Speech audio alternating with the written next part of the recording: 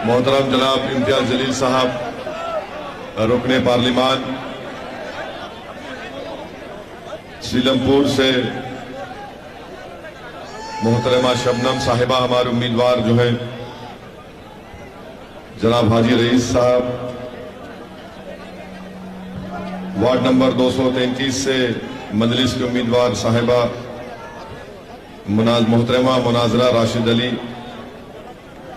और बल्ली मारान से मजलिस के उम्मीदवार मोहम्मद उबैद साहब, मंच पर बैठे हुए तमाम हमारी इज्जतदार माँ और बहनें, मेरे मजलिस के तमाम साथी, मैं सबसे पहले आप तमाम का बेहद शुक्रिया अदा करता हूं कि आपने अपना कीमती वक्त निकालकर आज के इस इंतखाबी जलसे में शिरकत की है। मैं आपके सामने इसलिए आया हूं कि आप तमाम से दरख्वास्त कर सकूं कि 4 दिसंबर के दिन आप तमाम लोग अपना एक एक वोट हाजी रईस अहमद और मोहतरमा शबनम के हक में इस्तेमाल करें। बल्ली मारान से मोहम्मद उबैद साहब और वार्ड नंबर 233 से हमारी बहन मोहतरमा मुनाजरा राशिद अली के हक में इस्तेमाल करें। इनका सिंबल, इनका इंतखाबी निशान पतंग है। आप तमाम से मेरी ये गुजारिश है कि मजलिस इत्तेहादुल मुस्लिमीन को मजबूत करिए, और याद रखिए, इस बात को मैं फिर से दोहरा रहा हूं कि भारत की राजनीति में सिर्फ उसी को सुना जाता है जिसका कोई नुमाइंदा जीत कर जाता है। अगर आप ये समझते हैं कि जज्बाती नारे लगाने से आपकी आवाज को सुना जाएगा, तो नहीं सुना जाता है।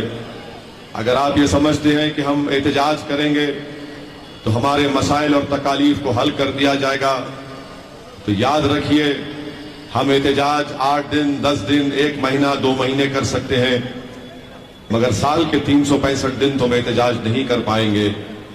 और अगर कर भी पाएंगे तो उस तरह से अवाम का इत्मीनान और अवाम की ताईद हासिल नहीं रहेगी। इसीलिए आप तमाम से मैं ये गुजारिश कर रहा हूं कि अपने वोट का सही इस्तेमाल करिए और मजलिस को मजबूत करिए। मजलिस इलेक्शन में इसलिए हिस्सा लेती है कि गरीब और मजलूम अवाम को उनका हक मिले। मैं चाहे गुजरात का दौरा करूं, या अहमदाबाद के गली कूचों में फिरूं, या गोधरा के गली कूचों का मैं जाकर मायना करूं, या फिर गुजरात की वडगाम की सरजमीन हो, या सूरत की सरजमीन हो, या फिर दिल्ली का सीलमपुर हो, या जाफराबाद हो, एक बात यहां पे नजर आती है कि जिस बस्तियों में, जिस इलाकों में अल्पसंख्यक समाज, मुसलमान या दलित या आदिवासी रहते हैं, वहां पर विकास के नाम पर कुछ काम नहीं करवाया जाता।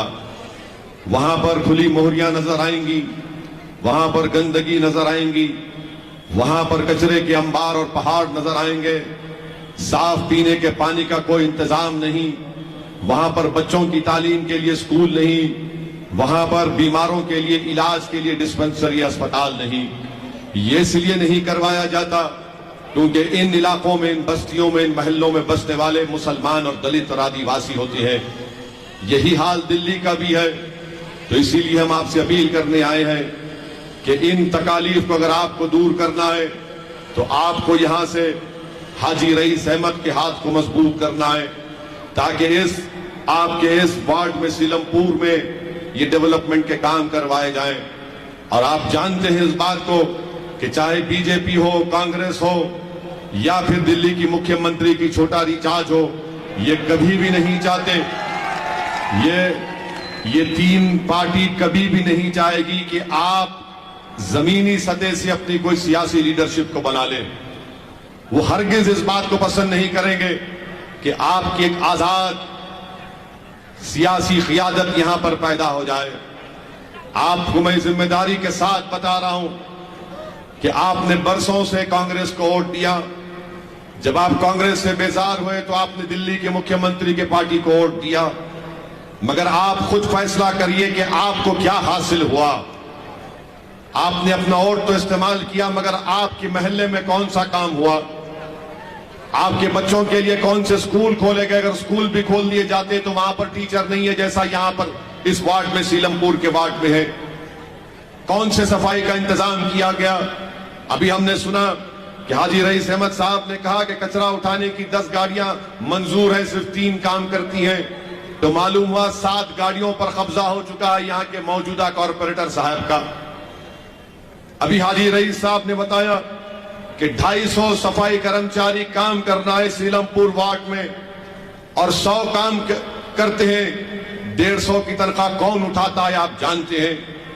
मेरे अजीज दोस्तों और बुजुर्गों, इन्हीं तकालीफ को, इन्हीं मसाइल को हल करने के लिए मैं आपके दरमियान में आकर आपसे गुजारिश कर रहा हूं कि 4 दिसंबर के दिन आपको मुत्तहदा तौर पर अपने के कोड का इस्तेमाल करना पड़ेगा।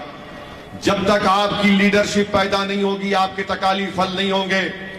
वरना याद रखिए कि आप जिस तरह से पिछले 50 साल से कांग्रेस को वोट देते आए, आपने कांग्रेस से आप बेजार हुए क्योंकि कांग्रेस ने आपको धोखा दिया, तो अपने दिल्ली के मौजूदा मुख्यमंत्री को वोट दिया। मगर आपकी लीडरशिप कहां है? कोई कहेगा कि नहीं, दिल्ली के मुख्यमंत्री की पार्टी में भी लोग जीत कर आते हैं, मगर वो गूंगे और अंधे बनकर बैठते हैं। उनको इस बात की इजाजत नहीं है कि दिल्ली के मुख्यमंत्री के साथ खड़े होकर उसकी आंख में आंख डालकर कहे कि तुमने जुल्म किया है, तुमने झूठ बोला है तबलीगी जमात के बारे में। इतना बड़ा झूठ तबलीगी जमात पर इल्जाम लगा दिया गया। पूरे मुल्क में जब कोविड शुरू हुआ तो सबसे पहले अगर किसी ने कोविड के दौरान में जब लोग तड़प रहे थे, मर रहे थे ऑक्सीजन के लिए, अस्पताल के बेड के लिए, तो ऐसे वक्त में दिल्ली के मुख्यमंत्री ने सारे देश में अपना जहर उगला और कहा कि कोविड अगर फैल रहा है तो तबलीगी जमात से फैल रहा है। यही मुख्यमंत्री था। नहीं, थाली मारना नहीं है, थाली मारने के लिए नहीं कह रहा हूं, ना तुम्हारे से दाद हासिल करने के लिए कह रहा हूं। मेरा मकसद यह है कि जब आप यहां से उठकर जाएंगे तो एक सोच और फिक्र लेकर जाएं। जिस दिल्ली के मुख्यमंत्री ने तबलीगी जमात को बदनाम किया, मुसलमानों को बदनाम किया, और जब कोविड की लिस्ट जारी की जाती थी तो उसमें एक तरफ कहा जाता था कि इतने कोविड के पेशेंट हैं, बाजू लिखा जाता था तबलीगी जमात सुपर स्प्रेडर से इतने पेशेंट बढ़ गए। और पूरे मुल्क में, पूरे वतन अजीज में मुसलमानों को शक की निगाहों से देखने शुरू कर दिए लोग। अरे ये दाढ़ी वाला है, ये बुर्का पहनने वाली है, इससे कोविड फैल रहा है। नफरत बढ़ गई, कई लोगों पर हमला हुआ, इलाज नहीं हुआ, और उसका तमाम की तमाम जिम्मेदारी मौजूदा दिल्ली के मुख्यमंत्री पर आयद होती है। अब जब हम ये बयान करते हैं तो दिल्ली के मुख्यमंत्री के चमचे बोलेंगे देखो ओवैसी भड़काऊ भाषण दे रहा है। मैं भड़काऊ भाषण नहीं दे रहा हूं, सच्चाई को बयान कर रहा हूं। आप जानते हैं, सारी दुनिया ने देखा उसको।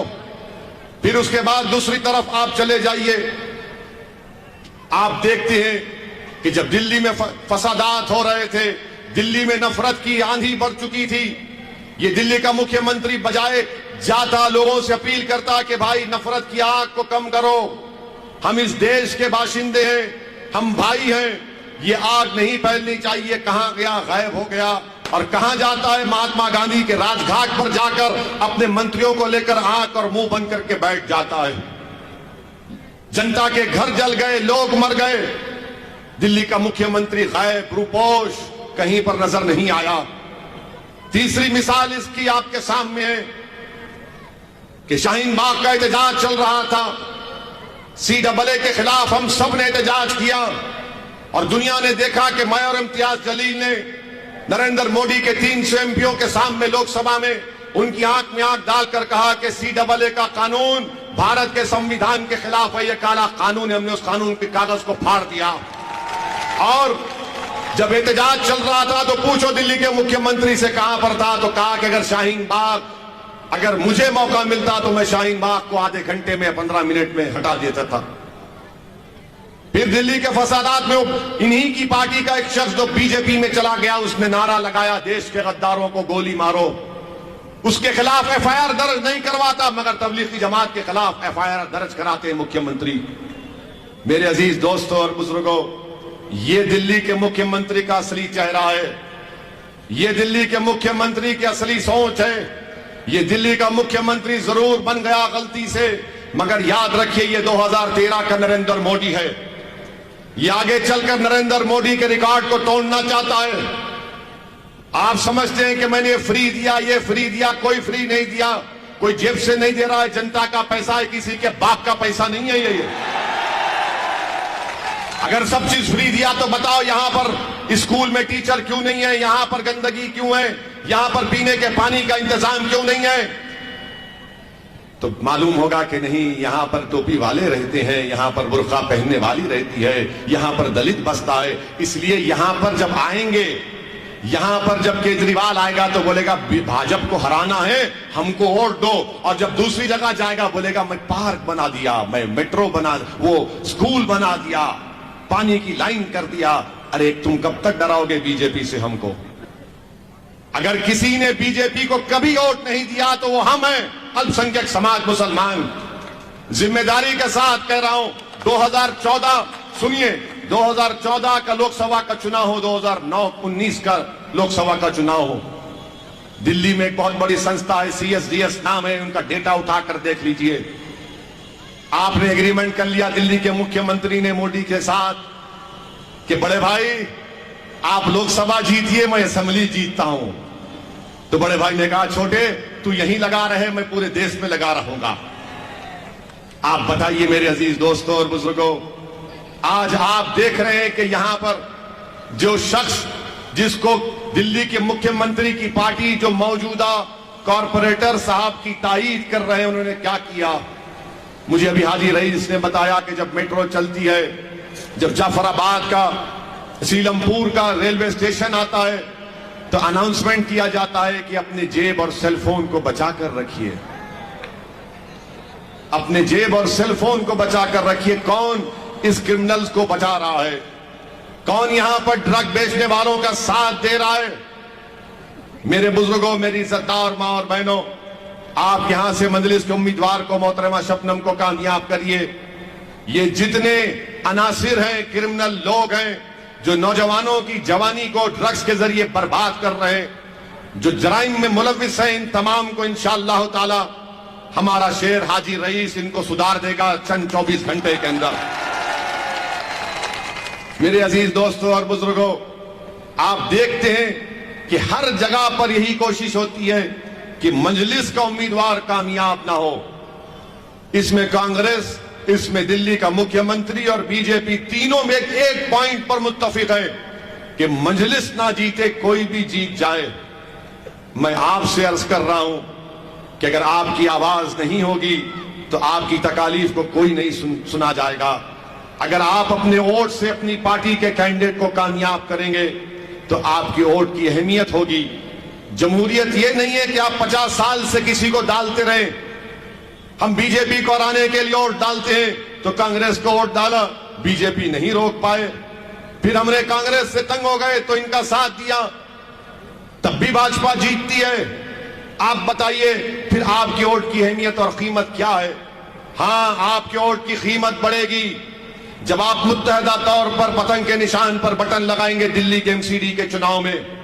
और मुझे यकीन है कि आप इंशाअल्लाह ताला अपना एक वोट का सही इस्तेमाल करेंगे। याद रखिए कि असदुद्दीन ओवैसी की जज्बाती तकारीर से कोई तब्दीली नहीं पैदा हो सकती। अगर तब्दीली पैदा होगी तो आपके सियासी शऊर के बेदार होने से पैदा हो सकती है। अगर जमीन पर इनकलाब पैदा होगा तो आपके मुत्तहदा पतंग के निशान पर वोट दबाने से होगा। अगर आप ये समझ रहे हैं कि हम ओवैसी को सुनने आए हैं तो सुन के क्या फायदा, उस पर अमल भी तो करना पड़ेगा। सुनकर क्या फायदा, उस पर अमल करना पड़ेगा 4 तारीख के दिन। हां, मैं पुकारता रहूंगा जब तक अल्लाह जिंदा रखेगा, मैं तो आपकी लड़ाई लड़ता रहूंगा। मगर आपसे पूछना चाह रहा हूं मेरे इज्जतदार मां और बहनों, ट्रिपल तलाक का मसला आया तो ओवैसी को बोलना चाहिए, हम बोले हैं। UAPA का कानून आया तो हमने उसके खिलाफ में वोट दिया। लोग बोलते ओवैसी क्या बोलेगा। CAA का कानून आया तो कहा गया कि ओवैसी बोलेगा या नहीं बोलेगा, हमने बोला। इखलाक को मारा गया, पीटा गया तो कहा गया कि ओवैसी बोला या नहीं बोला। पीलू खान को मारा गया तो पूछा गया कि ओवैसी ने बोला या नहीं बोला। यूनिफॉर्म सिविल कोड की बात आई तो आपने कहा कि ओवैसी बोला या नहीं बोला, तो हमने बोला। पार्लियामेंट में महंगाई का मुद्दा आया तो सबने पूछा कि ओवैसी ने भाषण में क्या बोला, वो देखा, हमने बोला देखो। हर मसले पर हम बोलते हैं और जो खामोश बैठे रहते हैं वो चुनाव में आकर कहते हैं कि ओवैसी के लड़ने से फुला को फायदा पहुंचेगा। मैं आपसे अर्ज कर रहा हूं, अगर आप खामोश रहने वालों का साथ देंगे तो याद रखना मेरी इस बात को, तुम हमेशा के लिए तुमको ये लोग खामोश कर देंगे। अगर तुम लड़ने वालों का साथ दोगे तो तुम्हारी आवाज, तुम्हारी तकालीफ सारे भारत में गूंजेगी। अगर खामोश रहने वालों का साथ दोगे तो हमेशा के लिए खुदा ना खास्ता हमको खामोश कर देंगे। ये कहेंगे कि इस पर मत बोलो, उस पर मत बोलो, ऐसा मत करो, बीजेपी को फायदा हो जाएगा। बीजेपी को फायदा मुझसे नहीं हो रहा है, बीजेपी को फायदा इनसे हो रहा है। चाहे कांग्रेस हो या केजरीवाल की पार्टी हो, इनमें इतनी ताकत नहीं है कि बीजेपी को हरा सकें, और गले में सांप लाकर हमारे डालते हैं कि तुम रोको बीजेपी को। अरे अगर मैं हाथ उठाकर आज आपसे पूछूंगा कि क्या आपने 2014 में और 19 में बीजेपी को वोट दिया तो हाथ उठाओ, और अगर नहीं दिया तो हाथ उठाओ। कितनों ने नहीं दिया बीजेपी को, हाथ उठाओ। फिर कैसे जीती बीजेपी दिल्ली में? कैसे जीती बीजेपी दिल्ली में? क्या मैंने कहा तुमको आकर?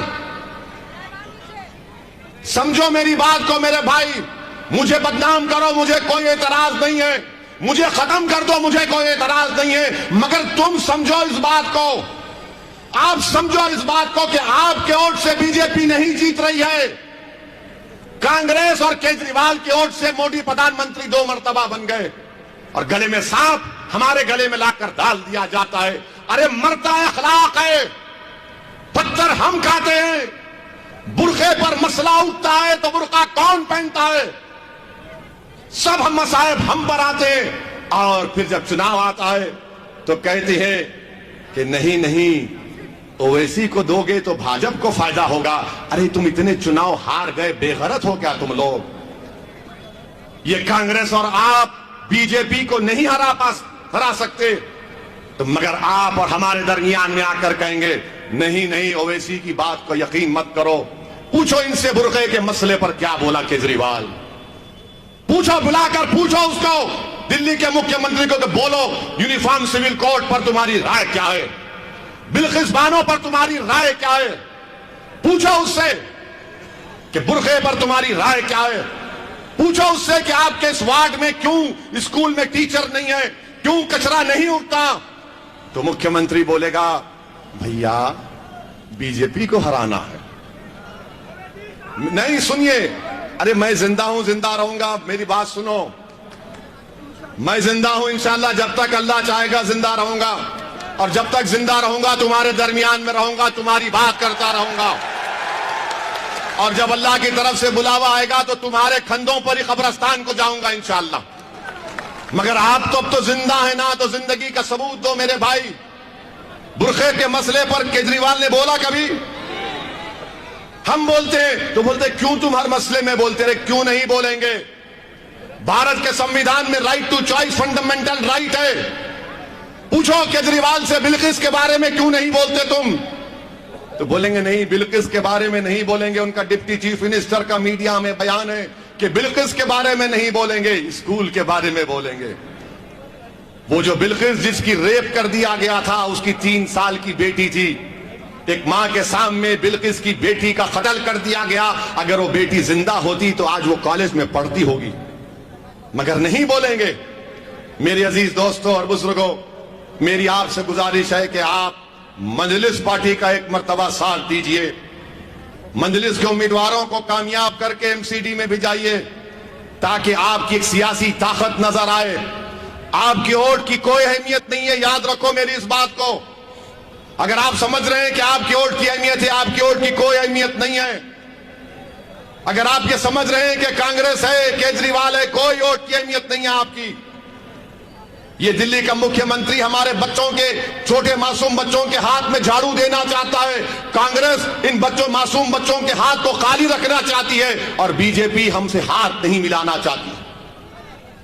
बीजेपी हमसे हाथ नहीं मिलाना चाहती है। मेरे अजीज दोस्तों और बुजुर्गों, याद रखिए मेरी इस बात को कि आप ही को तलाश करना पड़ेगा अपने मर्ज का इलाज। आपने ये सोचा 50 साल से कि नहीं ये मेरे मर्ज की दवा है, ये मेरे मर्ज की दवा है। मर्ज बढ़ता गया, मर्ज बढ़ता गया, इतना बढ़ गया कि अब गरीबी की सतह के नीचे आप आ चुके हैं। इसका एक ही चीज, वाहिद वजह है कि आपकी सियासी आवाज नहीं है, आपकी सियासी ताकत नहीं है। हर कोई समाज का एक सियासी लीडर है, मगर अगर आप कहेंगे कि अल्पसंख्यक समाज क्यों नहीं अपना लीडर बनाती, तो सब बोलेंगे, कांग्रेस बोलेगी, बीजेपी बोलेगी, आप बोलेगी। नहीं नहीं, इससे फिरका परस्ती बढ़ेगी। अच्छा, जो ठाकुर का लीडर होगा, जो ब्राह्मणों का लीडर होगा, जो बनियाओं का लीडर होगा, जो ओबीसी का लीडर होगा, यादवों का होगा, मगर अगर किसी का लीडर नहीं देखना चाहते तो आपका लीडर नहीं देखना चाहते। नहीं, मेरे आप सुनिए मेरी बात को। ओवैसी साहब, अरे ओवैसी क्या करेगा? ओवैसी के हर मर्ज की दवा है। क्या मेरे पास जादू की छड़ी है? आपके पास है जादू की छड़ी, वो वोट है।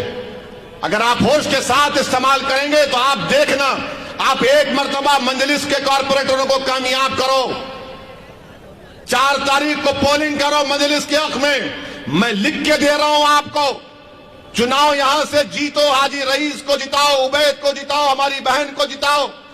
1 महीने के अंदर जनवरी खत्म होने से पहले दिल्ली का मुख्यमंत्री इस चौरस्ते पर आकर बोल देगा कि भैया माफ कर दो, ओवैसी की बातों में मत आओ।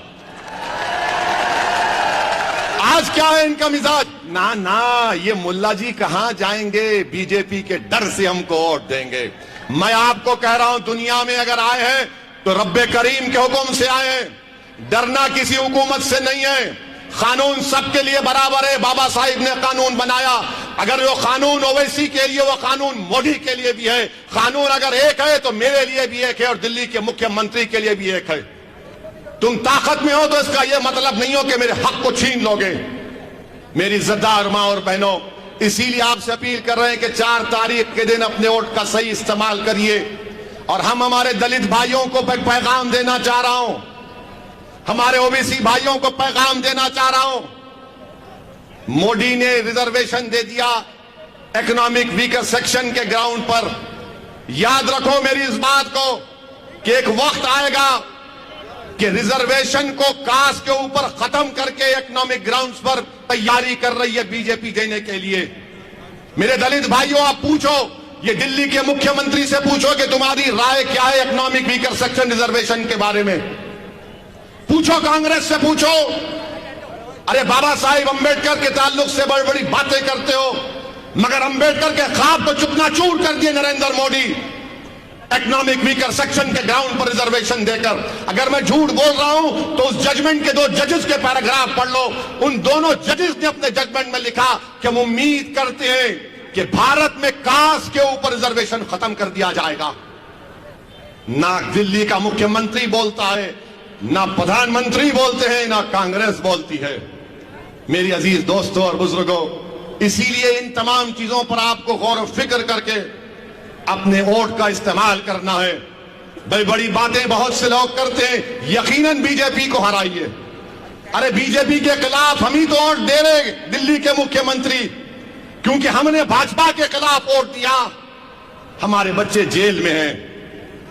क्या खालिद सैफी जेल में नहीं है? क्या खालिद सैफी की बीवी रोते हुए वीडियो नहीं जारी की कि मेरा पति बीमार है, जेल में, उसका इलाज नहीं हो रहा है, मर जाएगा? क्या आपकी आंख खोलने के लिए काफी नहीं है कि खालिद जेल में है, उसकी पत्नी वीडियो जारी करती है इलाज के लिए, और ये दिल्ली के मुख्यमंत्री का एक मंत्री जेल में है तो उसके पैरों को तेल लगाया जा रहा है। ये तुम्हारी जिंदगी है, ये हमारी इज्जत है कि बीवी पुकार रही है अपने पति के लिए। उससे बड़ा इल्जाम दिल्ली के मंत्री के ऊपर है, ईडी का केस है उसके ऊपर, मगर उसको जेल में तेल लगाया जा रहा है। और खालिद को जेल में ले जाने से पहले लाठियों से मारा गया था। आप आज अगर आंख नहीं खोलेंगे तो कब खोलोगे? जब कयामत आओगी, जब होश में आओगे आप? कब होश में आओगे आप? बताओ मेरे को। मेरी अल्फाज अगर आपको तकलीफ पहुंचा रहे हैं तो मुझे माफ कर देना, एक पागल समझकर, मगर मैं आपको अपना समझकर, अपनों के दरमियान में खड़े होकर अपनी दिल की तकलीफ को बयान कर रहा हूं, सच्चाई को बयान कर रहा हूं। आज उठने का वक्त है। अपने वोट की कीमत को जानो, अपने वोट की अहमियत को जानो। अगर आप गरीब हैं, कमजोर हैं, मसरूम हैं, तो फिर वोट की अहमियत को समझो।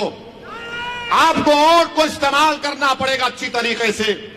और 4 दिसंबर के दिन अपना एक एक वोट पतंग के निशान पर लगाइए, कामयाब करिए हाजी रईस को बल्ली मारान से, ओखला से, जहां जहां मजलिस के कैंडिडेट खड़े हैं। और उस पर भी मीडिया हमसे सवाल करता, जो छोटे रिचार्ज के चार्ज के ऊपर हैं, सुन लो मीडिया वाले, जो छोटे रिचार्ज के चार्ज पर काम करते हैं, तुम आकर हमसे सवाल करते हो कि आप 16 सीट खड़ा किए तो भाजपा को फायदा पहुंचेगा। अरे मीडिया वालों, कितनी मलाई खाओगे तुम छोटे रिचार्ज की? कितनी मलाई खाओगे छोटे रिचार्ज की? 250 एमसीडी की सीटें हैं, 16 हम लड़ रहे हैं, बाकी पे बोलो जीत जाओ, ये 16 छोड़ दो, तो बोलेंगे नहीं, ओवैसी की पार्टी का एक भी नहीं जीतना चाहिए। मेरी इज्जतदार मां और बहनों, मेरे बुजुर्गों, मेरी आपसे अपील है कि ये लड़ाई हमको और आपको मिलकर लड़ना है। ये रास्ता आसान नहीं है, कठिन है, मगर मंजिल को पा सकते हैं अगर जिसके पास हौसला और आजम होगा, जिसके पास जिद होगी, जिसके पास एक धड़कता हुआ दिल होगा। जो इंसान है जो देखेगा तकलीफ को देखकर उसके आंख में आंसू पैदा होते हैं, वो जरूर मुझे यकीन है कि मंजिल को वोट देगा। हाँ, अगर कोई होगा जो ड्रग्स को बढ़ाना चाहता है, जो गुंडागर्दी को बढ़ाना चाहता है, तो वो जाएगा दिल्ली के मुख्यमंत्री के ताईदी उम्मीदवार के लिए। मगर अगर कोई शराफत चाहता है, तरक्की चाहता है, अमन चाहता है, विकास चाहता है, तो हाजी रईस का साथ देगा, मजलिस का साथ देगा। तो मैं आप तमाम से अपील करता हूं कि 4 दिसंबर के दिन सुबह के अवलीन वक्तों में आप अपने घर से निकलिए और अपना एक एक वोट पतंग के निशान पर बटन दबाकर अपने इत्तेहाद का सबूत दीजिए। क्या आप तमाम इंशाअल्लाह पतंग को वोट देंगे 4 दिसंबर के दिन? तो हाथ उठाकर बता दीजिए कि आप मजलिस को वोट देंगे। आप तमाम लोगों को बताइए, अगर आज जितने लोग यहां पर आए, आपसे अपील है कि एक एक आदमी जो यहां पर है वो 5-5 लोगों की जिम्मेदारी ले ले, बूथ पर जाए, बूथ पर वोट डाले, जनता को, अपने दोस्त को, रिश्तेदारों को लेकर जाकर वोट का इस्तेमाल करवाए। और मजलिस की कामयाबी आपकी कामयाबी होगी, आपके इत्तेहाद की कामयाबी होगी। आपका बेहद शुक्रिया कि आप अपना वक्त निकाल कर आए। अस्सलाम वालेकुम व रहमतुल्लाहि व बरकातहू। नारे तकबीर।